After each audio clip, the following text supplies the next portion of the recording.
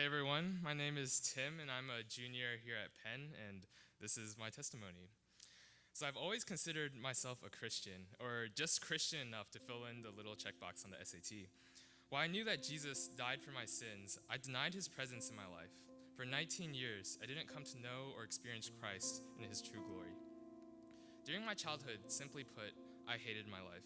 I felt as if I had been born to the wrong family. I was jealous that I never had the financial security that all my peers had.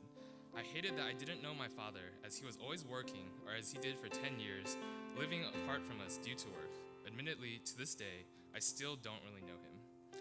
I despised the neighborhood I grew up in, where I never felt safe and would sometimes have to stay up at the middle of the night, watching the people outside to make sure we weren't going to be robbed. Finally, I was also envious of my brother, who, as the older one, was more loved.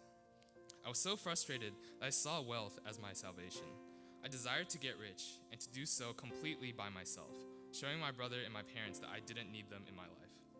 At that time, I believed that going to Harvard and hustling every step of the way was the only path to riches.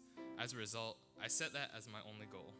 Since elementary school, I tried to win every competition and do the best at everything, whether it was for good or bad. During middle school, I fell prey to increased freedoms. I associated with the wrong people, those involved in drugs and gangs, who seemed to be overflowing with money.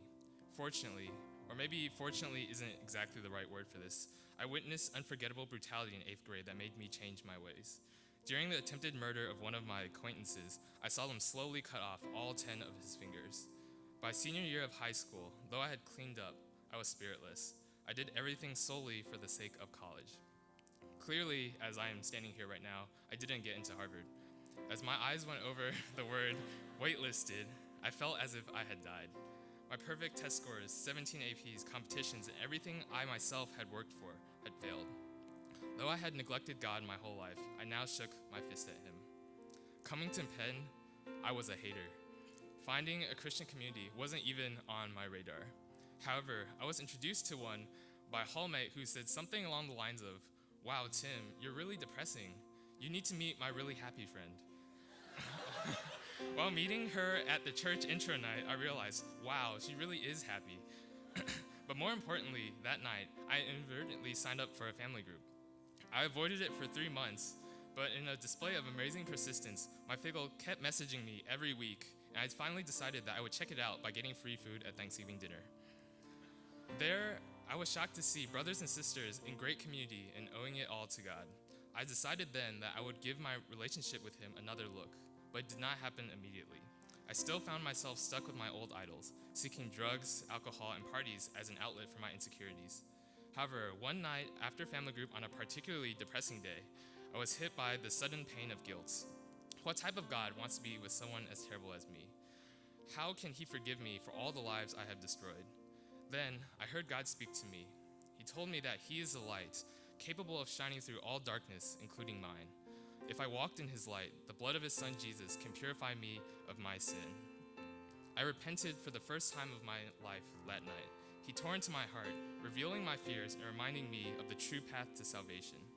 Since then, I have worked to surrender my life to Christ. I continually fight desire for personal control and idols. I have found peace knowing that God has a plan for me and that as long as I seek him, he will reveal himself to me. As wondrous as it has been, this journey has not been perfect. Though I still stumble sometimes, I am constantly reminded of his grace each time he lifts me back onto his path. Today, I can look back in awe at how God has grown me during my college career. As a freshman, God used so many people to shout at me, waking me up to my real identity as his son. In times of insecurity or fear of what to do, he reminded me of the Uber commandment, love the Lord with all your heart and soul. Now as a co-servant, he is showing me what it means to truly have a heart of love. I'm so thankful for all the people he has placed in my life and how he has spoken to me in so many different ways. No matter how prodigal of a son I was, he was always faithful to me. So last week was my 21st birthday, and if I had to sum up my life in a verse so far, it would be 2 Timothy 2:22. Flee the evil desires of youth and pursue righteousness, faith, love, and peace, along with those who call on the Lord out of a pure heart.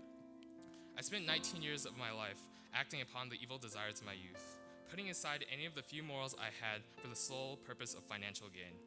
I was destined to be among the lowest of society. But as unworthy as I was, Jesus saved me to live a holy life with him. In hindsight, I see why I didn't get into Harvard. Here, he has shaken my planet with so many brothers and sisters that can call out to the Lord with me. Thank you.